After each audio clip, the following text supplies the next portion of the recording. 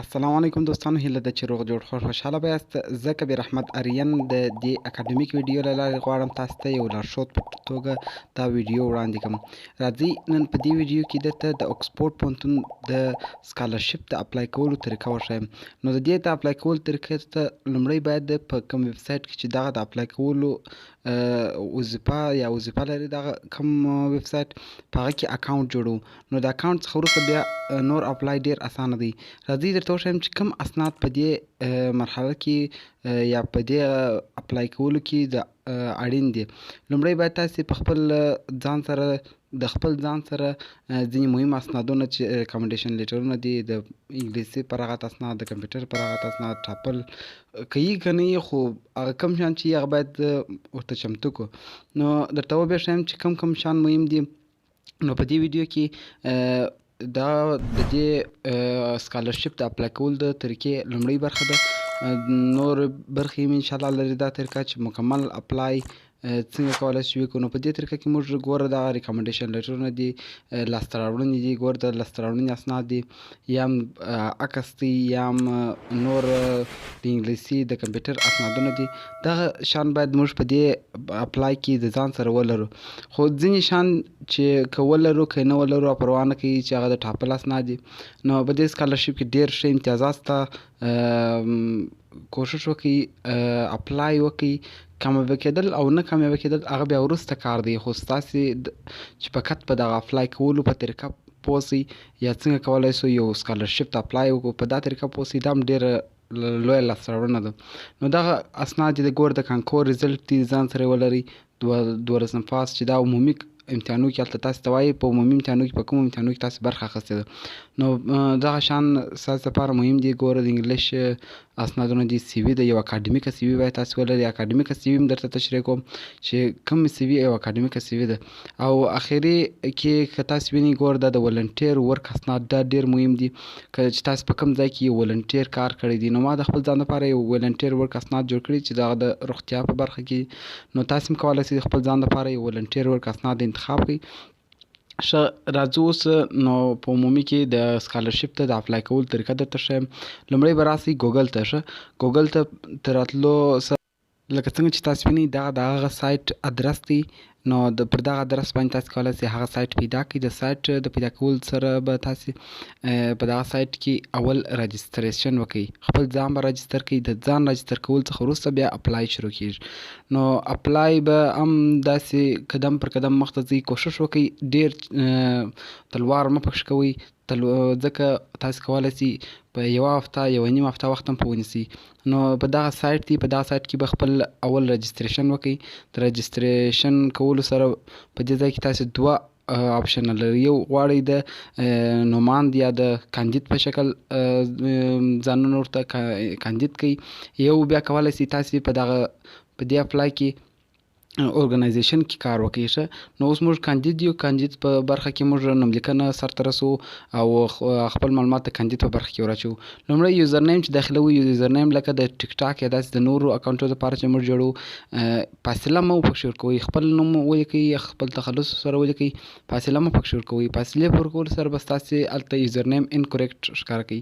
نو خپل یوزر نیم په دې ځای کې داخل کړئ. لکه زما یوزر نیم چې د کبیر احمد آریان په نامه دی، او دغه څخه وروسته زما ایمیل ادرس په دې ځای کې ورته اچوم یا ورته داخلوم. د دې په داخلولو سره به هغه کوم اپلای چې زه کوم، د دې اپلای هغه رجستریشن دوم مرحله چې کومه ده هغه به سرته ورسیږي. اوس زما ایمیل اکاونټ هم پر همدغه کبیر احمد آریان پر نامه جوړ دی، @gmail.com باندې جوړ دی. نو زه بیرته هغه ورته اډ کوم د کار د اسانتیا یا د وخت کمښت په خاطر. د هغه څخه وروسته پاسورډ به تاسې لومړی خپل پاسورډ، دا هغه پاسورډ مو ورته داخلوئ کوم چې په ایمیل کې داخلیږي یا د ستاسې د ایمیل پاسورډ دی. په دې ځای کې تاسې کولی شئ نوی پاسورډ ورته جوړ کړئ. په دې ځای کې تاسې نوی پاسورډ واچوئ. نو دا ګوره ما خپل پاسورډ ورته داخل کړئ. د هغه څخه پاسورډ څخه وروسته لمبر کوشش وکړئ. ګورئ ما یوه غلطي وکړه، دا غلطي تاسې مه تکراروئ. د صفر لومړي سر کې دا صفر ورکول دا مه ورکوئ، ځکه دا صفر ورکول پر ځای د موږ د 003 کوډ یعنې د افغانستان بیرغ چې وینئ دا د هغه شارټکټ دی. نو دا زموږ لپاره وختي کار شوی دی. په دې اپلای کې تقریبا ډېر هیوادونه ګډون لري چې 15,000 بس ته دي. نو 15,000 د سکالرشپ بسونه افغانستان ته راغلي. کوشش وکړئ د دې څخه استفاده وکړئ او همداسې مه پرېږدئ چې ولاړ سي یا تېر سي. باید ټول خپل نوملیکنه پکښې وکړي. د نوملیکنې مطلب دا نه دی چې موږ به خامخا کامیابه کېږو. نوملیکنې څخه هدف دا هم دی چې موږ یو سکالرشپ ته اپلای کوو، زموږ د هېواد یو غړیتوب پکښې شته. دا فکر مه کوئ چې دا به یو د واسطې کار وي. ښه راځو دې ځای کې اوس موږ څخه اکټیویټ کو ایمیل غواړي او اکټیویشن کوډ غواړي. په دې ځای کې ډېرې باریکیانې موجود دي. نو د دې باریکۍ د خلاصولو لپاره لومړی راځو اوس هغه اکټیویشن ایمیل مو ورکړئ. اکټیویشن کوډ موږ ته د ایمیل ته راستئ. نو ایمیل به راخلاص کړئ. په ایمیل کې ماته میسج راستولی دی. اوس ګورو یو څه انتظار غواړي چې دا ایمیل کوم راغلی دی هغه ریفریش کېږي.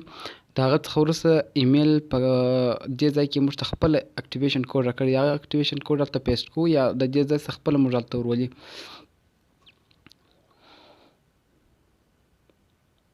ښه وینې موږ ته میسج راکوي. میسج راکول سره به موږ ته اکټیویشن کوډ به هم راکړی وي. اکټیویشن کوډ یې راته راواستوئ.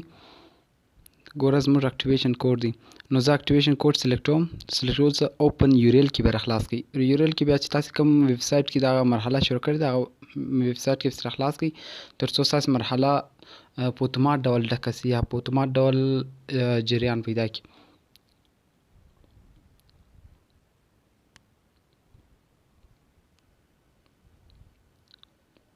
څه نه څه انټرنیټ کمزوری دی نو دا مشکلات موږ په افغانستان کې لرو.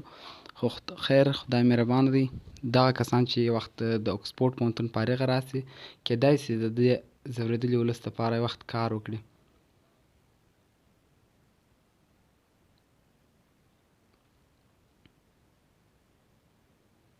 تاسې کوم مشکل پکښې درلودی زما د ټلیفون نمبر د ویډیو په ډسکرپشن کې سته. د واتساپ نمبر مې دی.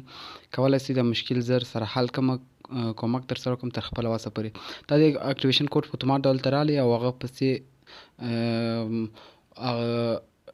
د دوی د خوا تایید سو. زرغون میسج یې راکړئ. نور زما اکاونټ جوړ سو. ګوره د کبیر احمد آریان په نوم.